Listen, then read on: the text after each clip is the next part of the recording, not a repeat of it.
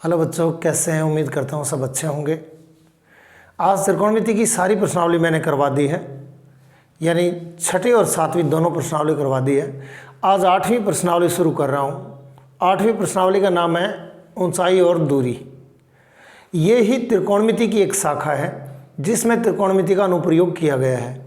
अब तक जब हमने त्रिकोणमिति पढ़ी है तो ये सोचा होगा ये साइन थीटा कॉस थीटा काम क्या आएंगे, लेकिन जब आप 11वीं 12वीं करेंगे तो फिजिक्स में इसका बड़ा महत्व है। बिना त्रिकोणमिति के फिजिक्स पढ़ना असंभव है। ऊंची क्लास में जब आप चले जाएंगे तब तो एक किताब ऐसी लगेगी जिसमें केवल और केवल गणित ही गणित है। उसका नाम जरूर फिजिक्स है और उसका नाम है गणितीय भौतिकी। तो मेरा निवेदन है कि आप त्रिकोणमिति को बड़ा ढंग से कीजिए और ये त्रिकोणमिति अनेक क्षेत्रों में जब आप इंजीनियरिंग करेंगे या कोई और टेक्निकल लाइन में जाएंगे तो निश्चित तौर पर आपको त्रिकोणमिति का अनुप्रयोग भी आएगा और त्रिकोणमिति भी आपके काम आएगी। हर कंपटीशन में, चाहे कहीं भी कोई भी कंपटीशन हो किसी भी लेवल का, उसमें भी शायद त्रिकोणमिति के सवाल पूछे जाते हैं। इसलिए आज ऊंचाई और दूरियों से संबंधित हम सवाल करेंगे, जिसे मैं ये कहूँगा त्रिकोणमिति के अनुप्रयोग हैं। इसमें कुछ परिभाषिक शब्द हैं जिनको जिनकी मैं आपको बता देता हूँ।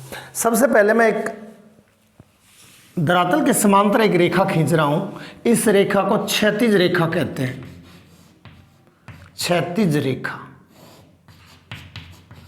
आपने आलेख में पढ़ा होगा, दो रेखाएं, ये क्षैतिज रेखा और ये ऊर्ध्वाधर रेखा। आपको याद हो तो ऊर्ध्वाधर रेखा, और इस रेखा को कहूंगा मैं क्षैतिज रेखा। क्षैतिज रेखा, जब ये क्षैतिज रेखा और ऊर्ध्वाधर रेखा दोनों एक समतल पर एक दूसरे को 90 डिग्री पर काट जाएं तो इनको हम निर्देश अक्ष कहते हैं। तो उसी से ली गई ये क्षैतिज रेखा। ये क्षैतिज रेखा ले ली, ये धरातल के समांतर होगी, अर्थात ये जमीन के समांतर होगी। याद रखना, क्षैतिज रेखा धरातल यानी जमीन के समांतर होती है, समांतर होती है। अब ये क्षैतिज रेखा आपको समझ में आ गई होगी। अब यहां देखिए, कोई प्रेक्षक खड़ा है। यहाँ प्रेक्षक होता है देखने वाला, और ये प्रेक्षक, इसकी आंख है यहाँ, ये इस क्षैतिज रेखा के ऊपर देख रहा है, अर्थात धरातल के समांतर देख रहा है। न इस क्षैतिज रेखा के ऊपर देख रहा है, न इस क्षैतिज रेखा के नीचे देख रहा है। अब कोई मैं एक वस्तु बना देता हूं जो इस प्रेक्षक से ऊपर है। इस वस्तु का नाम मैंने P दे दिया, और P कोई वस्तु है। जब ये प्रेक्षक इस वस्तु को देखेगा तो इसको निश्चित तौर पर नजरों को उठाना पड़ेगा, तब जाकर के ये वस्तु दिखेगी। अर्थात प्रेक्षक की आंख ले लेता हूं मैं। प्रेक्षक की आंख और वस्तु, ये वस्तु को मिलाने वाली रेखा, इस रेखा को दृष्टि रेखा कहते हैं। इस रेखा को दृष्टि रेखा कहते हैं। ये दृष्टि रेखा कहलाती है। ये क्षैतिज रेखा थी, और जब हमने हमारी आंख से ऊपर किसी वस्तु को देखा तो हमने नजरों को ऊंचा उठाया और फिर हमें वस्तु दिखी, और वस्तु और प्रेक्षक की आंख के बीच एक रेखा बनी जो काल्पनिक मान लेते, या ये मान लेते कोई एक लाइट थी जिस पे P पे कोई लाइट पड़ी, तब हमें ये वस्तु दिखी। ये वस्तु हमारी आंख से ऊपर थी। जो ये विचलन पैदा हुआ है, इस विचलन को उन्नयन कोण कहते हैं। उन्नयन कोण, उन्नयन, औन्नयन कोण, या इसको उनतास कोण भी कहते हैं। उनतास कोण,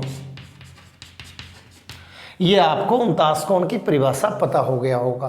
अर्थात क्षैतिज रेखा और दृष्टि रेखा के बीच यदि प्रेक्षक की आंख से ऊपर कोई वस्तु हो तो क्षैतिज रेखा और दृष्टि रेखा के बीच बनने वाले कोण को उन्नयन कोण कहेंगे।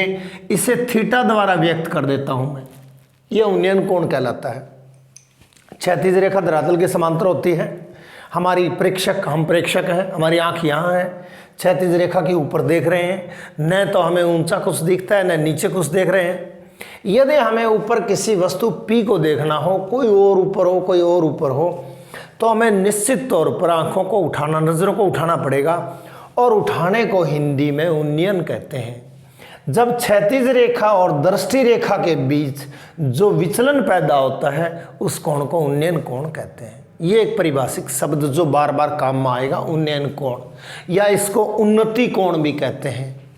इसके बाद ये प्रेक्षक की आंख है और ये क्षैतिज रेखा है, और यहाँ मैं खड़ा हूँ, मान लेता हूँ मेरी आंख है यहाँ, और धरातल पर कोई वस्तु पड़ी है, इसको मैं P' नाम दे देता हूँ। तो निश्चित तौर पर यदि मैं ऐसे देखूँ, इस तरफ यूँ देखूँ, वस्तु दिखाई नहीं देगी, लेकिन इस वस्तु P' को देखने के लिए मुझे नज़रों को झुकाना पड़ेगा, और नज़रों को झुकाना पड़ेगा तो भी एक विचलन पैदा होगा। ये विचलन एक कोण होगा। इस कोण को अवनमन कोण कहते हैं, अवनमन कोण कहते हैं। दोनों कोणों की आपको परिभाषा पता हो गया होगा। उन्नयन कोण कैसे बनता है, अवनमन कोण कैसे बनता है। जब प्रेक्षक यानी हमारी आंख से ऊपर कोई वस्तु हो तो उसको देखने के लिए हमें नज़रों को उठाना पड़ेगा, और उठाने को उन्नयन कहते हैं। और जब हमारी आंख से नीचे, हम प्रेक्षक हैं, हमारी आंख से नीचे कोई वस्तु है, मान लेता हूँ धरातल पर कोई वस्तु पड़ी है, तो मुझे नज़रों को गिराना पड़ेगा, झुकाना पड़ेगा, और गिराने को या झुकाने को अवनमन कहते हैं। और जो विचलन पैदा होता है, ये विचलन पैदा होगा, उसको अवनमन कोण कहते हैं। ये उन्नयन कोण और अवनमन कोण की आपको परिभाषा मैंने बता दी है, जिसमें बार बार इन चीज़ों का जिक्र आएगा। इसके बाद आइए, याद रखने वाली बात है, जब कोई वस्तु, कोई भी वस्तु हमारी आंखों से ऊपर है, चाहे हम कहीं चढ़ जाएं, मान लेता हूँ मैं यहाँ एक मकान पर चढ़ गया, ये मकान है, ये धरातल है भाई, ये धरातल है, ये अर्थात ये क्षैतिज रेखा ही मान लेता हूँ। अब ये मकान है 6 मीटर ऊंचा, डबल मंजिला मकान बना दिया मान लेते हैं। यहाँ हम खड़े हैं, हमारी आँख ये है, ध्यान रखिए, ये कितना ऊंचाई का, 6 मीटर ऊंचाई का। हमें देखना नहीं है, किसी को कोई वस्तु नहीं दिख रही है, ये हमारी दृष्टि रेखा है जो धरातल के समांतर होगी। अब हमारी दृष्टि रेखा है, कुछ नहीं दिख रहा हमें, ये दृष्टि रेखा है, किसी बिंदु को नहीं देख रहे हम। और इसके बाद यदि यहाँ कोई जहाज जा रहा है, हवाई जहाज है, ये कोई हवाई जहाज जा रहा है, इस हवाई जहाज को देखने के लिए हमें निश्चित तौर पर नज़रों को उठाना पड़ेगा। अब ये नई दृष्टि रेखा हो गई, ये धरातल के समांतर था और ये नई दृष्टि रेखा हो गई। इन दोनों के बीच में जो विचलन होगा यही उन्नयन कोण होगा, यह उन्नयन कोण होगा। चाहे हम कहीं भी चढ़ जाएं, टावर पर चढ़ जाएं, पेड़ पे चढ़ जाएं, यदि हमारी ऊंचाई से ऊपर कोई वस्तु है, उसको यदि हम देखते हैं तो नज़रों को उठाएंगे, और नज़रों को उठाते ही उन्नयन कोण बनेगा। ये उन्नयन कोण, मान लेता हूँ फिर मुझे ये वस्तु देखनी है, यहाँ बैठे बैठे यहाँ कोई वस्तु है, कोई P वस्तु है कोई, इसको देखने के लिए निश्चित तौर पर मुझे नज़रें गिरानी पड़ेगी, और तो भी एक कोण बनेगा। इस कोण को अवनमन कोण कहेंगे। ये कोण, मान लेता हूँ, मैं नाम दे देता हूँ, ये कोई A ले लेता हूँ, ये कोई B ले लेता हूँ, कोण ABP, कोण ABP अवनमन कोण होगा, और इसको नाम दे दो मैं Q, ABQ, कोण ABQ होगा, वो उन्नयन कोण होगा, जिसको हम थीटा द्वारा व्यक्त, अंदर बेटा, थीटा द्वारा व्यक्त करते हैं। अब आइए थोड़ा सा एक बात और, कोई भी पेड़ हो, कई नाम आएंगे, ये नाम आ गया पेड़, टावर, मकान, कोई आदमी, या कोई आदमी मान ले, आदमी लिख देता हूं,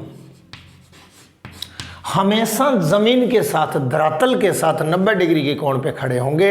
ये हमारा धरातल है, और यहाँ मैं खड़ा हूँ, निश्चित तौर पर मेरे पैरों और ज़मीन के बीच 90 डिग्री का कोण होगा। यदि ये कोण 90 डिग्री से कम हो जाएगा तो मैं गिर जाऊंगा या मुझे संभलना पड़ेगा। मैं थोड़ी देर रह सकता हूँ, ज़्यादा देर तक नहीं रह पाऊंगा। ये हो गया कोई आदमी। अब ये मकान हो गया ये कोई मकान हो गया, तो भी निश्चित तौर पर मकान की दीवार हमेशा 90 डिग्री के कोण पे उठाई जाती है। यदि ये कोण थोड़ा सा भी कम हो जाए तो मकान, हमारी दीवार थोड़ा ऊंचाई पे जाके गिर जाएगी। ऐसा माना जाता है कि पीसा की झुकी हुई मीनार है वो 90 डिग्री के कोण पे नहीं है, जो दुनिया का एक आश्चर्य है। इसके बाद आइए, कोई टावर ले लिया मैंने, ये टावर, कोई भी टावर ले लिया, ये टावर ले लिया, कोई मोबाइल टावर ले लिया, निश्चित तौर पर ज़मीन के साथ 90 डिग्री के कोण पे खड़े होंगे। ये धरातल है। हम रेखा चित्र बनाएंगे तब जा करके हमें ये काम में आएगी। ये धरातल हो गया, उसके साथ ये टावर खड़ा है जो भी 90 डिग्री के कोण पे खड़ा है, ये आदमी खड़ा है जो भी 90 डिग्री के कोण पे खड़ा है, ये कोई पेड़ है, ये भी पेड़ मान लेता हूँ, ये भी पेड़ है तो भी 90 डिग्री के कोण पे होगा। हो सकता है कई बार पेड़ आंधी से झुक जाते हैं, लेकिन वो ज़्यादा दिन तक स्थायी नहीं रहते, उनकी जड़ों के कारण वो झुके हुए हो सकते हैं। उसके बाद कोई टावर हो गया, कोई मकान हो गया, कोई आदमी हो गया, कोई पेड़ हो गया, वगैरह वगैरह, कोई चिमनी हो गई। इस प्रकार यदि शब्द आए, निश्चित तौर पर वो ज़मीन के साथ 90 डिग्री का कोण बनाएंगे। ये तो इस पाठ की प्रस्तावना थी। अब मैं इन सवालों पे आने से पहले मैंने बना के तैयार कर रखा है। आपको 3 त्रिकोणमितीय अनुपात याद करने हैं, जो कि आपको याद है, साइन थीटा लंब बटे कर्ण, कोस थीटा आधार बटे कर्ण और टेन थीटा लंब बटे आधार। उसके बाद आप जो साइन की सारणी, जो टेबल आपने याद की थी, वो केवल मैंने कहा था साइन वाली याद कर लेना, कोस वाली अपने आप याद हो जाएगी, टेन वाली अपने आप निकाल लेंगे। तो केवल मैंने साइन की नहीं, मैंने तीनों की लगा दी। इन तीनों में से किसी न किसी एक त्रिकोणमितीय अनुपात का उपयोग करके ऊंचाई और दूरी से संबंधित हम प्रश्नों को हल करेंगे। अब मैं पहले प्रश्न पे आ जाता हूं। प्रश्नावली नंबर आपकी 8 है और पहला प्रश्न ये है, एक ऊर्ध्वाधर, एक शब्द आ गया नया। सबसे पहले एक ऊर्ध्वाधर, ऊर्ध्वाधर का अर्थ होता है जमीन के साथ 90 डिग्री का कोण बनाए, उसे ऊर्ध्वाधर कहते हैं। मैं सवाल लिख रहा हूं, सवाल चाहे मेरे 5-6 हो जाए एक लेसन में। पहला सवाल, एक ऊर्ध्वाधर, एक कोई ऊर्ध्वाधर खंबे की परछाई, खंबे की छाया है भाई, परछाई मानी छाया, खंबे की परछाई, कॉमा लगाया हुआ है आगे, खंबे की ऊंचाई के बराबर है, खंबे की ऊंचाई के बराबर है, खंबे की ऊंचाई के बराबर है। तो सूर्य का उन्नयन कोण ज्ञात करो। सूर्य का उन्नयन कोण, उन्नयन कोण आपको ज्ञात करना है। क्या होगा? अब यहाँ खंबा और परछाई, अब याद रखिए, मान लेता हूँ मैं रेखा चित्र बना रहा हूँ, ये ज़मीन है, धरातल है ये, खंबा आप चाहे यहाँ खड़ा कर दें, यहाँ खड़ा कर दें, मैं यहाँ बना रहा हूँ एक बार के लिए खंबा। अमूमन मेरी आदत यहाँ बनाने की, मैं चलो वहाँ बना देता हूँ, जो मेरी आदत है उसी के अनुसार बना देता हूँ। एक मैंने धरातल बना दिया, ये ज़मीन बना दी और ज़मीन के ऊपर एक खंबा बना देता हूँ। यह ज़मीन हो गई, इसके ऊपर एक खंबा बना दिया। निश्चित तौर पर याद रखिए, इस खंबे को आप 90 डिग्री के कोण पे बनाओगे और ये 90 डिग्री का कोण हो गया। और थोड़ा बड़ा बना देता हूँ, खंबे को मैंने कोई नाम ए दे दिया और यहाँ ए बी दे दिया। यहाँ 2 शब्द और बता देता हूँ, बिंदु ए को शिखर बिंदु कहते हैं और बिंदु बी को पाद बिंदु कहते हैं। इसे पाद बिंदु कहते हैं, पैरों वाला पाद बिंदु, 2-3-4 जगह आएगा ये नाम। और इसको शिखर बिंदु कहते हैं या शिखर कहते हैं। ये खंबा ए बी हो गया और इसकी ऊंचाई, इसको खंबा लिख देता हूँ, इसकी ऊंचाई मान लेता हूँ h मीटर है। हाइट क्या होगी? h metre. खंबे की परछाई, अब सूर्य यहाँ है, आपको ये सूर्य नहीं दिखाना है, सूर्य यहाँ मैं मान लेता हूँ, तो इसकी जो रोशनी पड़ेगी उसके बाद इसकी छाया इस तरफ बनेगी, इस तरफ बनेगी तो मान ज़मीन पर दिखेगी। मान लेता हूँ ये ज़मीन पर सी बिंदु तक ये छाया होगी, धरातल पर ये इसकी छाया होगी, खंबे की छाया या परछाई होगी। ठीक है भाई। अब यहाँ ए बी खंबा था जिसको मैंने h मीटर ऊंचा मान लिया। स्टेटमेंट पढ़ते हैं। एक ऊर्ध्वाधर यानी जमीन के साथ 90 डिग्री, ऊर्ध्वाधर का अर्थ है जमीन के साथ 90 डिग्री का जो खंबा है उसकी परछाई खंबे की ऊंचाई के बराबर है। ये शब्द बड़ा महत्वपूर्ण है। खंबे की ऊंचाई मैंने क्या मान लिया, h मीटर, और इसकी छाया का नाम क्या रख दिया मैंने, BC, जो कितनी लंबी होगी, h मीटर होगी। प्रश्न के अनुसार, मैं नहीं कह रहा, ये प्रश्न कह रहा है। हाँ, मैंने मान लिया ये भी एक खंबा है जिसकी ऊंचाई h मीटर है तथा BC इसकी छाया या परछाई है जो h मीटर होगी प्रश्नानुसार। ये बातें आपको यहाँ लिखनी होगी।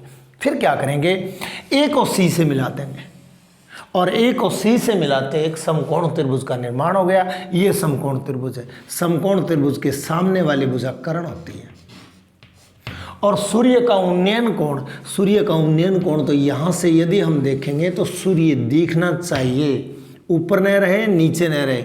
ये सूर्य का उन्नयन कोण मैंने थीटा ले लिया, ये उन्नयन कोण हुआ। यहाँ मेरी आंख थी, मैंने सूर्य को देखा, सूर्य थोड़ा सा दिखा, इसकी छाया का आखिरी बिंदु पर लेट करके या कैसे भी मैंने देख लिया। तो चाहो तो ये भी कोण आप उन्नयन कोण बना सकते, हो गया थीटा, हो गया भी उन्नयन कोण। तो यहाँ 2-3 लाइनें लिखनी है। माना, मैं बड़ा धैर्य से लिख रहा हूँ, बार बार फिर मैं बोलूँगा, ये लिखूँगा नहीं। माना ए भी एक खंबा है, ए भी एक खंबा है जो h मीटर ऊंचा है, h मीटर ऊंचा है। प्रश्नानुसार छाया का नाम लिख दो, BC है, जो h मीटर होगी, h मीटर होगी। प्रश्न कह रहा है ये बात। इतना काम करने के बाद अब ये छाया, खंबा सब कुछ भूल जाइए। त्रिभुज ABC एक समकोण त्रिभुज है, यहाँ हमें आना है। तो यह छोटा सा सवाल है, त्रिभुज, समकोण त्रिभुज लिख दो आप, समकोण त्रिभुज, समकोण त्रिभुज ABC में डैश लगा दो। क्या क्या दिया हुआ है, क्या ज्ञात करना है। हमें लंब दिया हुआ है, दिए गए कोण के सामने की भुजा लंब कहलाती है। AB लंब है, लंब AB हो गया भाई। लंब कोष्टक में लिख देता हूँ, AB है, जो कितना माना था हमने, h मीटर माना था, हो गया। 90 डिग्री के सामने की भुजा कर्ण में पहले लिख चुका हूँ। बच गई भुजा का नाम BC है और बच गया नाम आधार है, इसलिए आधार BC होगा, आधार BC होगा। आधार का नाम मैंने कोष्टक में लिख दिया BC, जो कितना मीटर ऊंचा है, h मीटर ऊंचा है। क्योंकि प्रश्न के अनुसार खंबे की ऊंचाई और खंबे की छाया दोनों बराबर है। अब यहाँ कर्ण का उपयोग नहीं करना है क्योंकि कर्ण के बारे में नहीं पूछा, मैं ये कोण पूछा गया है। उन्नयन कोण थीटा है, उन्नयन कोण। आप नाम लिखना चाहो उन्नयन कोण का तो अंग्रेजी में इसका नाम लिखते हैं BCA, कोण BCA, और वो कितना है, थीटा है, जिसका मान हमें ज्ञात करना है। अब यहाँ लंब और आधार देखना, हर सवाल में ऐसा देखना है, लंब और आधार किस त्रिकोणमितीय अनुपात में आते हैं, क्या साइन में आते हैं, क्या कोस में आते हैं, क्या टैन में आते हैं। इन तीनों में आते हैं तो तीनों के व्युत्क्रम हमें याद है, सेक कोशेक वगैरह सारे हमें याद है। तो लंब और आधार किस में आते हैं, आप तीसरा नंबर देखिए, लंब और आधार टैन में आते हैं। टैन थीटा होता है लंब बटे आधार, ये रहा टैन थीटा लंब बटे आधार। यह केवल लंब और आधार का हमें माना था, हालांकि यदि हमें पता हो यहाँ 20 मीटर है, 30 मीटर है, तो हमें लिखना पड़ेगा, जो ज्ञात करना है वो भी लिखना पड़ेगा। और दिया गया कोण यदि दिया गया है तो, और ज्ञात करना है तो मैंने थीटा मान लिया। अब यहाँ क्या करना है, लंब और आधार मैंने कहा किस त्रिकोणमितीय अनुपात में आते हैं, टैन में आते हैं, इसलिए टैन थीटा ले लें। मैं यही कर रहा हूँ, सिर्फ थोड़ी सी जगह में हो जाएगा।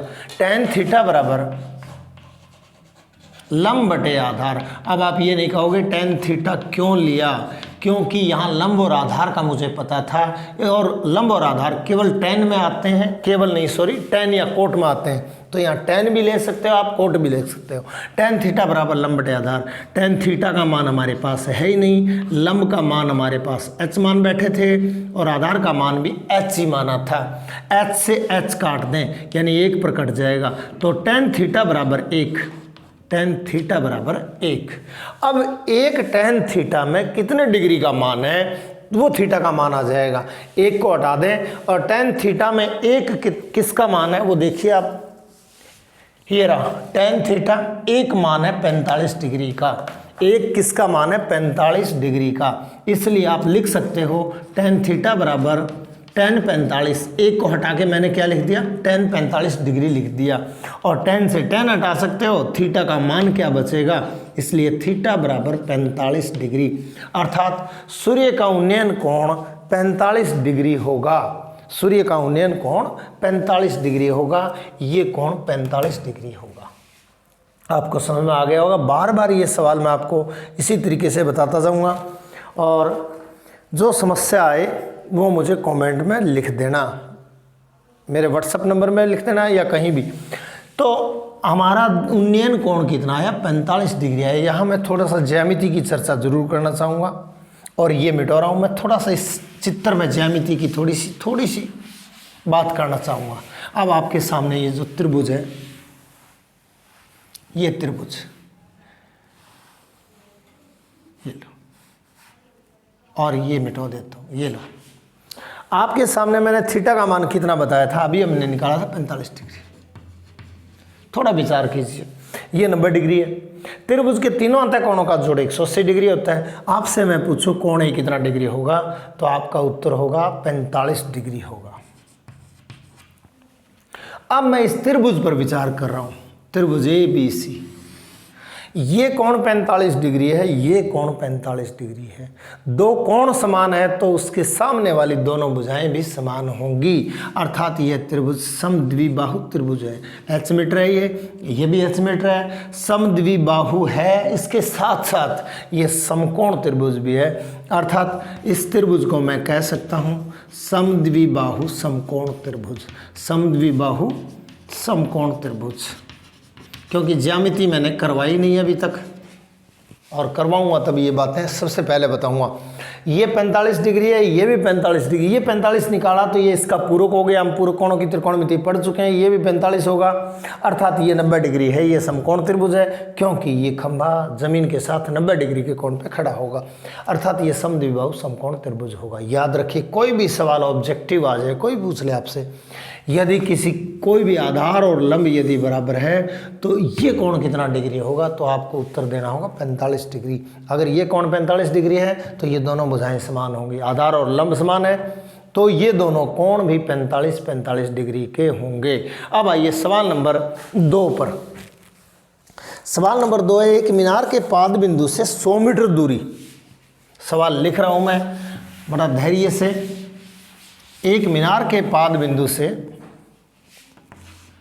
एक मीनार के पाद बिंदु से, पाद बिंदु मैंने आपको बता दिया था पैरों वाला बिंदु जहां जमीन पे टच करता है। पाद बिंदु से, एक मीनार के पाद बिंदु से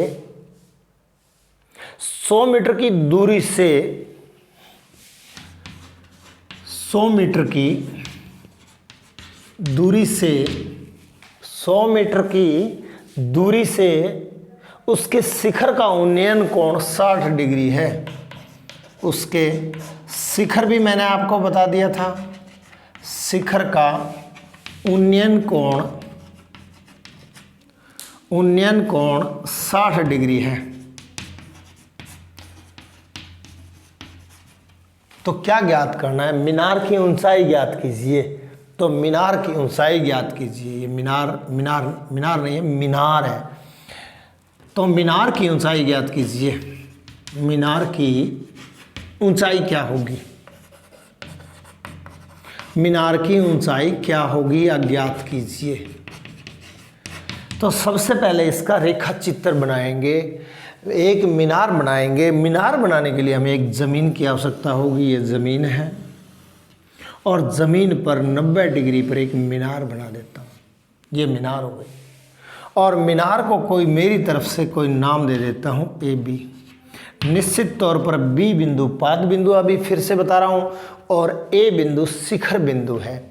इसको पाद बिंदु कहते हैं। मैं यहाँ लिख भी देता हूँ पाद बिंदु, पैरों वाला बिंदु, और ये शिखर वाला बिंदु। अब सवाल पढ़िए, एक मीनार के पाद बिंदु से, यहाँ से पाद बिंदु से 100 मीटर की दूरी से 100 मीटर चलो यहाँ से ज़मीन पर, यहाँ पहुँच गया मैं सी बिंदु पर, इसको सी नाम दे दिया। और कितना दूर चला मैं, 100 मीटर की दूरी पर चला। और यहाँ से हमने देखा, यहाँ हमने हमारी आंख से देखा तो शिखर का उन्नयन कोण, शिखर ये रहा भाई, मैं शिखर लिख देता हूँ, ये शिखर बिंदु ए है, बिंदु ए का उन्नयन कोण, अर्थात यहाँ यदि हम सामने देखेंगे तो यहीं देख पाएंगे, लेकिन जब हम नज़रों को उठाएंगे तो ये उन्नयन कोण होगा और ये हमारी दृष्टि रेखा होगी। इस प्रकार ये कोण 60 डिग्री। तो हमें मीनार की ऊंचाई ज्ञात करनी है, ये मीनार की ऊंचाई हमें ज्ञात करनी है, जिसको हमने ए बी नाम दिया था। और मीनार की ऊंचाई मैं मान लेता हूँ h मीटर, हमेशा मान लें, हाइट को हमेशा h मान लें, अर्थात मीनार की ऊंचाई हमें ज्ञात करनी है। सवाल मैं मिटाऊंगा, सवाल आपके सामने एक बार फिर से पढ़ रहा हूँ। एक मीनार के पाद बिंदु से, यहीं से पढ़ रहा हूँ, मीनार ए बी हुई, इसका पाद बिंदु बी हुआ और शिखर बिंदु ए हुआ, उससे कितना दूर चलना है, से 100 मीटर की दूरी से, 100 मीटर की दूरी, यहाँ 100 मीटर इधर, चाहे आप इधर भी चल सकते हो, मैंने इधर नहीं बनाया, धरातल इतना बना के छोड़ दिया मैंने, ये भी आप कर सकते हो, ये धरातल बना दिया, कोई आप प्रतिबंध नहीं है। यहाँ आ जाओ 100 मीटर पर, यहाँ ये बिंदु ले लो सी, ये मैं ले लेता हूँ, एक बार बता देता हूँ, 100 मीटर यहाँ मैंने ले लिया सी को, या ई ले लिया, कोई बिंदु ले लिया, वो चित्र अलग से, और इसको इससे मिला दिया मैंने, ये 100 मीटर दूर हुआ, ये उन्नयन कोण हो गया, ये उन्नयन कोण 60 डिग्री हो गया। और इस चित्र को मैं यदि मिटा दूँ तो ये चित्र भी ऐसा ही बनेगा। तो आपको कोई रटना नहीं है कि इस तरफ चित्र बनाया है, त्रिभुज इस तरफ था, ये नहीं, आप धरातल कहीं भी ले सकते हो, धरातल के दाईं तरफ या बाईं तरफ कहीं भी चल सकते हो। 100 मीटर चलना है और पाद बिंदु से चलना है। तो 100 मीटर चलने के बाद मैं कहाँ पहुँचा, सी बिंदु पर। सी बिंदु पर मैंने क्या किया, शिखर को देखा, शिखर का उन्नयन कोण 60 डिग्री प्राप्त हुआ। तो हमें मीनार की क्या ज्ञात करनी थी, ऊंचाई ज्ञात करनी थी, जिसको मैंने क्या मान लिया, h मीटर। अब सवाल मिटा देता हूँ क्योंकि थोड़ी जगह कम बचेगी। अब यहाँ माना कि, ये लिख देता हूँ, ये मिटो दिया मैंने सवाल आपका, सिर्फ और सिर्फ ये चित्र हुआ क्या, ए बी क्या था, मीनार है, माना ए बी एक मीनार है, माना ए बी एक मीनार है जो h मीटर ऊंची है, h मीटर ऊंची है जो हमने माना है भाई। उसके बाद इसके पाद बिंदु, इसके पाद बिंदु बी से, पाद बिंदु ये रहा बी से 100 मीटर दूर बिंदु सी है, 100 मीटर दूर गए बिंदु सी है। सी से क्या किया, शिखर का उन्नयन कोण 60 डिग्री है, ये और लिख दो। सी से शिखर बिंदु, शिखर बिंदु का नाम भी लिख देता हूं, शिखर बिंदु ए का उन्नयन कोण, उन्नयन कोण 60 डिग्री है, बस इतना लिखना है। ये 2 लाइनें आप इस चित्र का वर्णन कर दें। ये रेखा चित्र है, दरअसल में ये मीनार थी, जो मीनार ज़मीन के साथ मैंने आपको बताया भी था 90 डिग्री के कोण पे खड़ी हो गई, ये फिक्स हो गया भाई। अब यहाँ इस चित्र, इस त्रिभुज, समकोण त्रिभुज में क्या दिया हुआ है, क्या ज्ञात करना है, थोड़ा एक बार मौखिक बता देता हूँ। दिया गया कोण यहाँ 60 डिग्री है, अर्थात दिए गए कोण के सामने वाली भुजा लंब होगी, ये भी लंब होगी, जो हमें ज्ञात करना है, जो हम h मीटर मान चुके हैं। 90 डिग्री के सामने वाली भुजा को कर्ण कहते हैं, अर्थात AC कर्ण होगा, जिसका हमें कुछ भी ज्ञात नहीं करना है। ज्ञात दिया हुआ क्या है, BC। दोबारा देखें, ये कर्ण हुआ, दिए गए कोण के सामने की भुजा AB लंब होगी और ये आधार बच गया, अर्थात हमारे पास आधार दिया हुआ है, लंब हमें ज्ञात करना है और थीटा दिया हुआ है। आधार और लंब किस त्रिकोणमितीय अनुपात में आते हैं वो आपके सामने लिखे हुए हैं। अमूमन चलिए मैं यहाँ लिख देता हूँ, समकोण नहीं लिख रहा हूँ मैं, यहाँ त्रिभुज ABC में इतना ही लिख रहा हूँ। त्रिभुज ABC में क्या है, ABC में लंब, सबसे पहले तो थीटा लिख दो, कोण थीटा 60 डिग्री, लंब आपके सामने है, लंब h मीटर आपने मानना है, आधार आपके सामने, आधार, आधार हमारा है 100 मीटर, ये लो अब क्या किया, लंब और आधार किस त्रिकोणमितीय अनुपात में आते हैं, और लंब और आधार आपके सामने पिछले सवाल में हमने उपयोग किया था। लंब और आधार tan थीटा में आते हैं या कोट में आते हैं, तो यहाँ tan लगाए या कोट लगाए कोई फर्क नहीं पड़ता है। हम जानते हैं कि tan थीटा बराबर लंब बटे आधार, हर सवाल में ऐसा ही है, लंब बटे आधार। tan थीटा को हटा दें, tan का tan रहने दें, थीटा के स्थान पर थीटा की वैल्यू रख दें 60 डिग्री बराबर। अब लंब को हटा दें, लंब का मान है तो लिख दें, माना है तो माना हुआ लिख दें h मीटर, h लिख दें, और आधार को हटा दें, आधार का मान है तो मान लिख दें 100। अब tan 60 को हटा दें, tan 60 का मान आपके सामने मैंने सारणी में पहले ही तैयार कर लिया था। tan 60 डिग्री का मान वर्गमूल 3 होता है, ये देखिए tan 60 डिग्री का मान वर्गमूल 3 होता है। ये टेंजेंट है, ये 60 डिग्री, इस खाने में देखिए वर्गमूल 3 होगा। अब यहाँ क्या करें, यहाँ से tan 60 को हटा दें, इसके स्थान पर वर्गमूल 3 रख दें, बटे में चाहो तो 1 लगा दो बराबर, h का h लिख दें, बटे में 100 का 100 लिख दें। ये साइड सेम टू सेम लिख दी मैंने। अब वज्र गुणा कर लें, इसको इससे गुणा कर लें, इसको इससे गुणा कर लें। वज्र गुणा करने पर लिख देता हूँ वज्र गुणा से, वज्र गुणा से या आर पार गुणा से या क्रॉस मल्टीप्लाई जिसको हम बोलते हैं। h को 1 से गुणा किया h आया, 100 को वर्गमूल 3 से गुणा करेंगे, 100 वर्गमूल 3, याद रखिए 100 गुणा वर्गमूल 3 है ये। वर्गमूल 3 का मान यदि आप रखना चाहो तो रख दें, लेकिन किताब में वर्गमूल 3 का मान कहीं भी नहीं रखा हुआ है। यदि आपको कहीं कह दें कि यहाँ लिख दे कहीं ना कहीं कोष्टक में कि वर्गमूल 3 बराबर 1.732, तो आप वर्गमूल 3 का मान रखे आ जाएंगे, तब आपका उत्तर ये होगा। इसको इससे गुणा करेंगे, 2 अंकों के बाद दशमलव चला जाएगा, 1 और 2 यानी दशमलव यहाँ लग जाएगा, 173.2 मीटर आ जाएगा। और अन्यथा यदि वर्गमूल 3 का मान कहीं ना कहीं पेपर में न लिखा हुआ मिले तो केवल आप ये लिख करके और इसके आगे मीटर जरूर लगा दें। तो ये आपका दूसरा सवाल है। अब आइए सवाल नंबर 3 पर, और सवाल नंबर 3 है 15 मीटर लंबी एक सीढ़ी। सवाल नंबर 3 लिख रहा हूँ एक बार, फिर मुझे मिटाना पड़ेगा। 15 मीटर लंबी सीढ़ी, सवाल नंबर 3, 15 मीटर लंबी एक सीढ़ी। सीढ़ी बांस की भी होती है, सीढ़ी बनाई हुई ईंटों की भी होती है। एक सीढ़ी एक ऊर्ध्वाधर दीवार के शिखर तक पहुंचती है, एक ऊर्ध्वाधर दीवार के शिखर तक पहुंचती है, शिखर तक पहुंचती है। एक ऊर्ध्वाधर दीवार के शिखर तक पहुंचती है।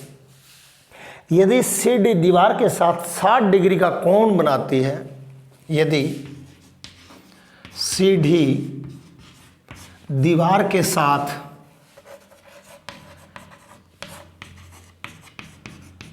60 डिग्री का कोण बनाती है,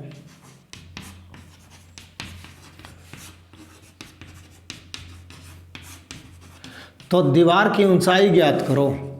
तो दीवार की ऊंचाई ज्ञात करनी है, ये आपका सवाल था। एक बार सवाल को स्टेप वाइज पढ़ देता हूँ। 15 मीटर लंबी एक सीढ़ी एक ऊर्ध्वाधर का अर्थ है 90 डिग्री के कोण पे बनी हुई दीवार है, जमीन के साथ शिखर तक पहुँचती है। मैं ज़मीन बना देता हूँ, थोड़ा बड़ा सवाल, बड़ा चित्र बना दूँ। ये आपका आधार धरातल है और ये हमारी दीवार है। नाम दे देता हूँ, दीवार को भी नाम दे देता हूँ। ए बी दीवार है, ए बी क्या है, दीवार है। दीवार में ई की मात्रा छोटी आती है बड़ी आती है, मैं माफ़ी चाहता हूँ गलती हो गई है तो। और निश्चित तौर पर ऊर्ध्वाधर का अर्थ है 90 डिग्री के कोण पर ज़मीन के साथ। ये धरातल है भाई, कहो तो मैं धरातल लिख देता हूँ। और धरातल और दीवार के साथ 90 डिग्री का कोण बनता है, पहले भी बता चुका हूँ। एक सीढ़ी लगाई गई है, यहाँ एक सीढ़ी लगानी है। जो बांस वाली सीढ़ी आप लोगों ने देखी होगी वो सीढ़ी लगानी है। वो सीढ़ी मैं यहाँ रख देता हूँ। सी बिंदु पर मैंने सीढ़ी के दोनों पांव रख दिए और फिर क्या किया, इस CD को इस दीवार के शिखर तक पहुंचा दिया, अर्थात A बिंदु तक इस CD को मैंने लगा दिया और यहाँ जा कर के CD के दोनों जो बांस हैं वो जा कर के टकरा गए और यहाँ जाकर टक्की। ये CD है भाई, हालांकि चाहो तो मैं ये भी दिखा सकता हूँ CD बना करके, ये CD है, ये लगा दी। हालांकि ये चित्र आप बनाना चाहो तो बना भी सकते हो ऐसा। अब यहाँ पर दीवार के शिखर तक पहुँचती है, दीवार का शिखर था, ये दीवार का पाद बिंदु था, तीसरी बार बता रहा हूँ, पहुँचती है। यदि CD दीवार के साथ 60 डिग्री का कोण बनाती है, ये दीवार थी, इसके साथ ही ये 60 डिग्री का कोण बना रही है, ये लो।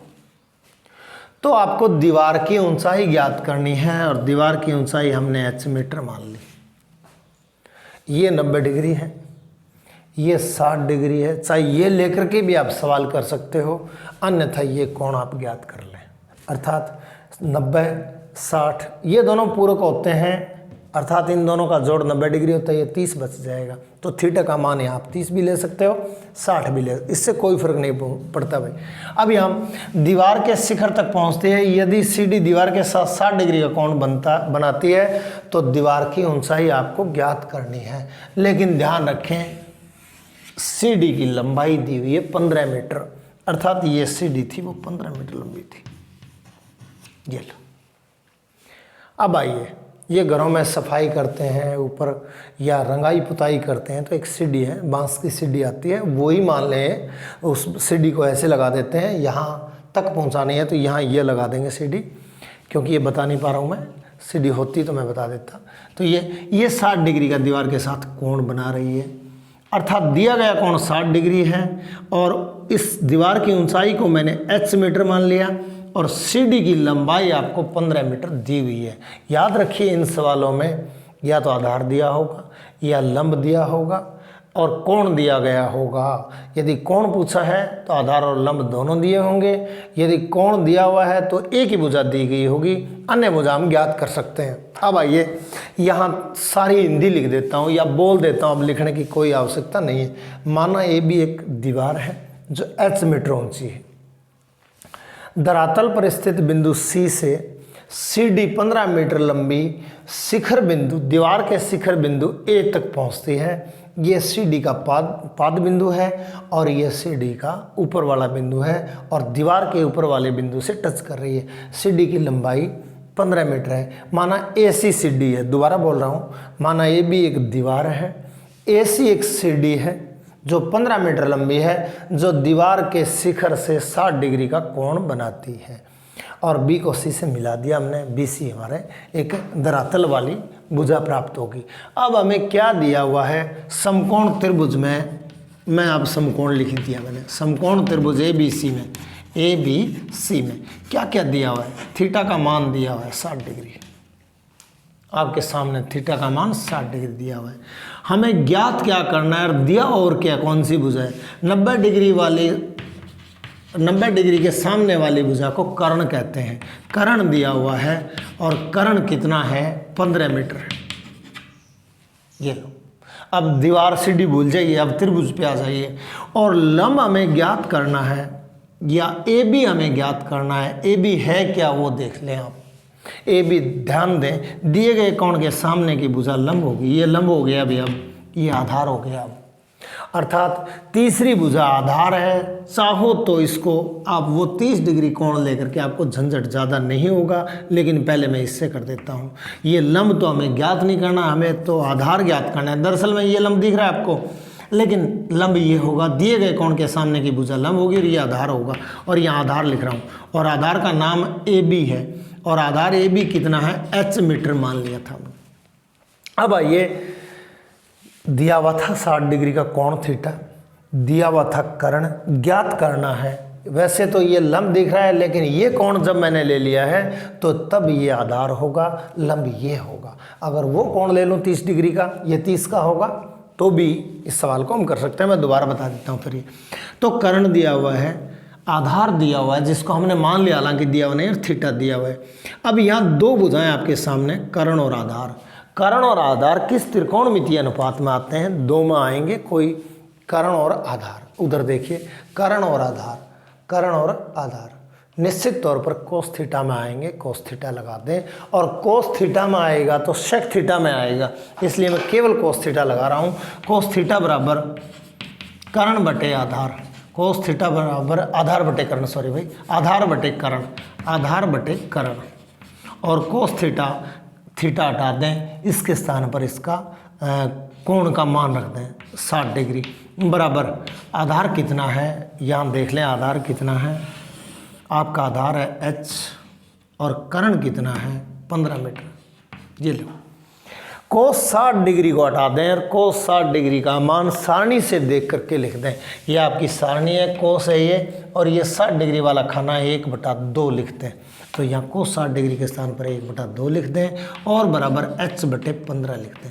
वज्र गुणा करते हैं, इसको इससे गुणा करो, इसको इससे गुणा करो, और यहाँ कोष्टक में कारण यदि आप लिखना चाहो तो कोस 60 डिग्री बराबर 1/2 कोस 60 डिग्री का मान लिख दो। वज्र गुणा किया तो 2h बराबर 15, पक्षांतरण कर लो, दोबारा लिख रहा हूँ यहाँ 2h बराबर 15, तो h बराबर 2 भाग में चला जाएगा 15/2 और h का मान आ जाएगा 7.5 मीटर। अर्थात ये हमारी दीवार है वो 7.5 मीटर ऊंची होगी, अर्थात या 15/2 मीटर भी लिख सकते हो, लेकिन यहाँ याद रखिए मीटर लिखना है क्योंकि हमारे सीढ़ी की लंबाई भी मीटर में थी। इस चीज़ का आधा नंबर है या 1/4 नंबर आपका काट लिया जाएगा। यदि आप कुछ नहीं लिखते हो तो याद रखिए यहाँ मीटर जरूर लिखेंगे, यदि ये किलोमीटर में है तो किलोमीटर लिखेंगे, सेंटीमीटर में है तो सेंटीमीटर में लिखेंगे। तो ये तो हो गया, मैंने उस कोण को ले लिया, दीवार और सीढ़ी के साथ बनने वाले कोण को ले लिया 60 डिग्री। अब मैं आपको बता रहा हूँ ये कोण 30 डिग्री होगा। यदि मैं यहाँ 30 लिख देता हूँ, क्योंकि पूरक कोण होते हैं, ये कोण ए और सी पूरक हैं, ये 90 डिग्री है, इन दोनों का जोड़ भी 90 डिग्री होगा। त्रिभुज के तीनों अंतः कोणों का जोड़ 180 डिग्री होता है। अब यहाँ मैं क्या करूँ, इसको मिटो देता हूँ। इसी को मैं यदि मैं ले लूँ, दिया गया कोण हमारा अब 30 डिग्री हो गया। दूसरा मेथड बता रहा हूँ, 30 डिग्री हो गया, यहाँ 30 लिखना होगा, कारण लिख देना कि पूरक कोण है। कर्ण नो चेंज 15 मीटर होगा, कर्ण 90 डिग्री के सामने की भुजा को कर्ण कहते हैं। ये मिटो देता हूँ अब, और ये इसके सामने की भुजा, दिए गए कोण के सामने की भुजा का नाम क्या होगा, लंब होगा। अर्थात हमारा लंब क्या आ गया, h मीटर आ गया। आधार के स्थान पर अब लंब लिख दो। कर्ण और लंब किस में आते हैं, साइन में आते हैं। साइन थीटा लंब बटे कर्ण होता है, तो यहाँ अब साइन लगा देंगे, साइन थीटा बराबर लंब बटे कर्ण, और साइन थीटा हटा दो, साइन कितना डिग्री 30 डिग्री, और लंब आपका है h मीटर और कर्ण आपका है 15 मीटर। साइन 30 डिग्री को हटा दें, साइन 30 डिग्री का मान रख दें। साइन 30 डिग्री की सारणी देख लें, साइन और 30 डिग्री का मान 1/2 होता है, यहाँ 1/2 रख दें और बराबर h/15। वही स्थिति आ गई, वज्र गुणा कर लें। 2h बराबर, इसको इससे गुणा किया, इसको इससे गुणा किया, बराबर 15, और h बराबर 15/2 मीटर यानी 7.5 मीटर। तो आप यदि ये थीटा लेते हो, ये 60 डिग्री दिया हुआ था, ये लेते हो 30 डिग्री, तो ऐसे कर लें, और यदि 60 डिग्री लिया हो तो इससे पहले बताया वैसे कर लें। अब आइए क्वेश्चन नंबर 4 पर। बढ़िया सवाल था ये, और क्वेश्चन नंबर 4 भी बहुत ही अच्छा है। अब तक तीनों सवालों में केवल उन्नयन कोण आए हुए थे, अब अवनमन कोण आ रहा है। अवनमन कोण एक बार फिर से बता रहा हूँ, ये हमारा धरातल है, ये हमारी आँख है, यानी हम प्रेक्षक हैं। ये कोई धरातल ले लें या कुछ भी ले लें, ये हमारी दृष्टि रेखा थी। अब यहाँ ये कोई बिंदु P है जो हमारी आँख से नीचे है। बिंदु P को देखने के लिए अब हमारी दृष्टि रेखा ये हो गई। ये जो विचलन पैदा होगा इसको थीटा नाम दे दिया, और इसको कहेंगे अवनमन, डिप्रेशन एंगल, अवनमन कोण।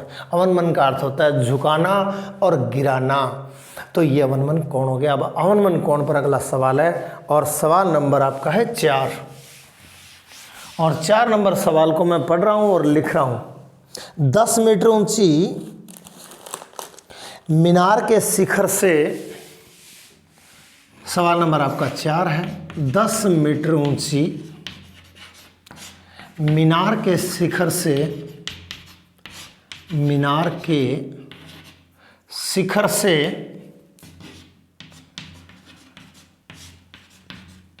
10 मीटर ऊंची मीनार के शिखर से पृथ्वी पर एक बिंदु का अवनमन कोण 30 डिग्री है। पृथ्वी पर एक बिंदु का अवनमन कोण, एक बिंदु का अवनमन कोण 30 डिग्री है। पूछा क्या गया है? अवनमन कोण 30 डिग्री है। बिंदु की मीनार के आधार से दूरी ज्ञात करो। बिंदु की मीनार के आधार से दूरी ज्ञात करो। मीनार के आधार से दूरी ज्ञात करो। दूरी क्या होगी? इस सवाल बहुत इंपॉर्टेंट सवाल है। अब हमें क्या करना है? अवनमन कोण की अवधारणा पर आधारित आ गया ये। अब अवनमन कोण आपको दिया हुआ है, वो आपके पास 30 डिग्री है। 10 मीटर ऊंची एक मीनार बना रहा हूं मैं। ये मीनार बना दी, ये धरातल इस तरफ ले लिया मैंने, आप चाहो तो इस तरफ भी ले सकते हो। मीनार को मैंने नाम ए बी दे दिया, और जो कितना मीटर ऊंची थी, 10 मीटर ऊंची थी, मैं यहाँ मीनार लिख देता हूँ। 10 मीटर दिया हुआ है। 10 मीटर ऊंची मीनार के शिखर से आपको बता चुका हूँ, चौथी बार बता रहा हूँ, ये पाद बिंदु कहलाता है। ये शिखर वाला बिंदु, यहाँ हमारी आंख है, प्रेक्षक अब यहाँ बैठा है। शिखर से पृथ्वी के एक बिंदु का, पृथ्वी ये थी हमारी, पृथ्वी धरातल था, एक बिंदु मैंने सी ले लिया है। एक बिंदु का अवनमन कोण, अब यहाँ दिक्कत है, यहाँ हम दृष्टि रेखा यहाँ ले ली मैंने, धरातल के समांतर, हमें कुछ नहीं दिख रहा है, न तो ऊपर हम देख पा रहे हैं, न नीचे कुछ देख रहे हैं। इसका नाम दे दिया मैंने AX, नाम दे दिया AX। हमें बिंदु C दिखाई नहीं दे रहा है, न हमें ऊपर दिख रहा है, हम केवल क्या कर रहे हैं, धरातल के समांतर देख रहे हैं। ये धरातल है, क्षैतिज रेखा कहलाती है, ये दृष्टि रेखा कहलाती है। फिलहाल हमें कुछ नहीं दिख रहा है, कोई दिया गया बिंदु नहीं दिख रहा है, तो ये धरातल के समांतर होंगे। अब हमें क्या करना है? बिंदु C, एक बिंदु का अवनमन कोण 30 डिग्री है, ये बिंदु C था। इसको देखने के लिए हमें नज़रें गिरानी पड़ेगी। ये हमारी दृष्टि रेखा थी जो धरातल के समांतर थी, ये विचलन पैदा हुआ, ये 30 डिग्री का पैदा हुआ, अर्थात ये अवनमन कोण 30 डिग्री है। बिंदु की मीनार के आधार से दूरी ज्ञात करो। ये बिंदु, ये मीनार का आधार, ये दूरी हमें ज्ञात करनी है, अर्थात हमें BC ज्ञात करनी है। और जब भी आधार वाली कोई भुजा ज्ञात करनी है, उसको x मीटर मान लिया करो और ऊंचाई को h मीटर माननी हो तो। अब हमें ये ज्ञात करना है। अब थोड़ा सा एक नया टाइप ये आ गया, मैंने कहा ये x समांतर है किसके? BC के, हमें कुछ नहीं दिख रहा है, तो त्रिभुज, सारी हिंदी बाद में लिखूंगा, त्रिभुज ABC में AX समांतर है किसके? समांतर का चिन्ह है ये BC के। थोड़ा सा एक नई बात है, तो ये जो कोण होगा C एकांतर कोण कहलाएगा। ये कोण इसके बराबर होगा, ये कोण भी 30 डिग्री होगा। ध्यान रखें, इस कोण का अंग्रेजी नाम लिख रहा हूँ, इस कोण का अंग्रेजी नाम लिख रहा हूँ, कोण BCA। कोण BCA बराबर होगा कोण CAX के। देखो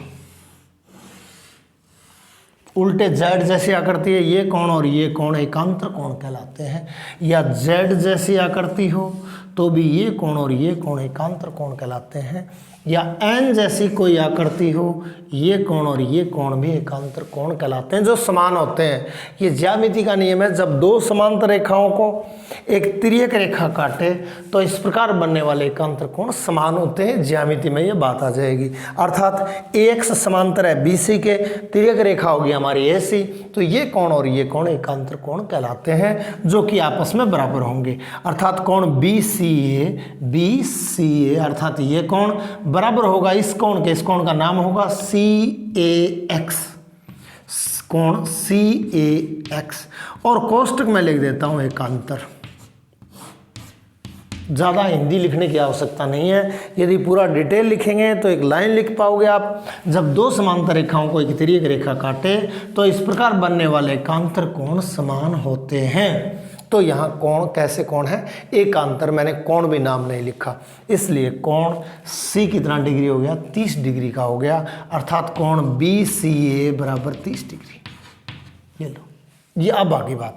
अब इससे आपको कोई मतलब नहीं है, हालांकि चित्र में दिखाना होगा आपको। अब आपको मीनार की ऊंचाई दी हुई है, ये आपको ज्ञात करना है। अब आपके पास पिछला चित्र हो गया, मैं ये मिटो देता हूँ, हालांकि मिटोना नहीं है आपको, सेम टू सेम तीनों सवालों जैसा हो गया। दिया गया कोण 30 डिग्री है, दिए गए कोण के सामने की भुजा लंब होती है, ए भी लंब होगी, और 90 डिग्री, क्योंकि मीनार हमेशा ज़मीन के साथ 90 डिग्री पर होगी, और 90 डिग्री के सामने वाली भुजा कर्ण होती है, इससे हमें कोई लेना देना नहीं है। इसके सामने वाली भुजा लंब होगी, अर्थात ये लंब होगा, और इसका नाम क्या होगा, आधार होगा। अर्थात हमें क्या दिया हुआ है, थीटा दिया हुआ है, क्या दिया हुआ है, लंब दिया हुआ है, क्या ज्ञात करना है, आधार ज्ञात करना है, जिसको हमने क्या मान लिया था, एक्स मीटर मान लिया था। ये सारी हिंदी बोल देता हूँ, मैं लिखूँगा नहीं। माना ए भी एक मीनार है, माना ए भी एक मीनार है जिसका शिखर बिंदु ए है और पाद बिंदु बी है। पाद बिंदु से एक्स मीटर दूर एक बिंदु सी है। शिखर बिंदु ए से बिंदु सी का अवनमन कोण 30 डिग्री है। डॉटेड लगाया था मैंने, ये कटी हुई लाइन दिखाई थी, 30 डिग्री। ऊपर ये सारी हिंदी या लिख दें तो बहुत अच्छा होगा, नहीं तो यहाँ से शुरू करते हैं चित्र बना करके। अब आ जाओ, दिया गया कोण BCA, इसको थीटा बोल देता हूँ। दिया गया कोण 30 डिग्री हो गया। लंब कितना है, लंब हो गया हमारा 10 मीटर। हमें क्या ज्ञात करना है, आधार ज्ञात करना है, वो क्या हो गया, एक्स मीटर। अब कर्ण का कोई जिक्र नहीं है, या इस कर्ण का कोई चर्चा नहीं है, न पूछा गया न दिया गया है, इसलिए कर्ण हम नहीं लेंगे। अब दो त्रिकोणमितीय अनुपात, दो भुजाएं आ चुकी हैं जिनको आधार और लंब कहेंगे। आधार और लंब किस त्रिकोणमितीय अनुपात में आते हैं, निश्चित किन्हीं दो में आएंगे, आधार और लंब, या लंब और आधार, आधार और लंब 10 में आते हैं, इसलिए 10 ले लेंगे। और यहाँ लिख देता हूँ, हम जानते हैं कि tan थीटा बराबर लंब बटे आधार, लंब बटे आधार। tan थीटा को हटाइए, थीटा के स्थान पर 30 डिग्री रखिए, बराबर लंब को हटाइए, लंब के स्थान पर 10 मीटर रखिए, और आधार को हटाइए, x रखिए। tan 30 का मान आप जानते हो, उधर सारणी में आप देख सकते हो, tan 30 का मान 1/वर्गमूल 3 होता है। अब इसको हटा दें, 1/वर्गमूल 3 बराबर 10 बटे एक्स, वज्र गुणा कर दें, x को 1 से गुणा कर दें x, और 10 को वर्गमूल 3 से गुणा कर दें 10 वर्गमूल 3, और आगे लगा दें मीटर। अर्थात बिंदु C की मीनार के पाद बिंदु B से दूरी इतनी होगी, 10 वर्गमूल 3 मीटर होगी। अब मैं यहाँ आगे सवाल नहीं करूँगा, अब इसी सवाल को मैं बदल रहा हूँ। अब ये बदल दिया मैंने, यहाँ कितना लिख दिया, 10 वर्गमूल 3। 3 सवाल बन रहे हैं, वो तीनों बता देता हूँ। ये ज्ञात करना है, इसको एच मीटर। सवाल क्या पूछ लिया, एक मीनार AB है जिसकी ऊंचाई ज्ञात कीजिए। मीनार के शिखर बिंदु A से धरातल पर स्थित बिंदु C का अवनमन कोण 30 डिग्री है।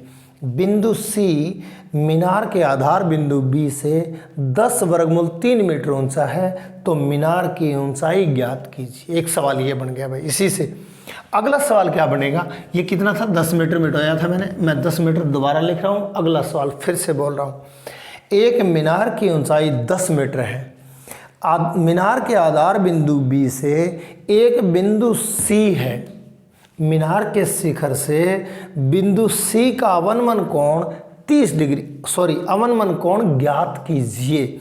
यदि मीनार के आधार से ये बिंदु C की दूरी 10 वर्गमूल 3 मीटर है, तो अवनमन कोण कितना होगा। यहाँ कोण ज्ञात कर लिया, फिर हमने आधार पूछ लिया, फिर हमने लंब पूछ लिया। ये 3 ही प्रकार के सवाल बनते हैं इस त्रिकोणमिति में, और ये तीनों टाइप मैंने मौखिक आपको बता दिए हैं। आपको 4 सवाल करवा दिए हैं, क्योंकि मेरा वीडियो लगभग 54-55 मिनट का बन चुका है, और फिर फ़ोन में मेमोरी थोड़ी कम हो जाती है, इसलिए इन 4 सवालों को ढंग से कर लेना। यदि मेरा वीडियो आपको अच्छा लगे, लाइक करें, शेयर करें और सब्सक्राइब करें। धन्यवाद।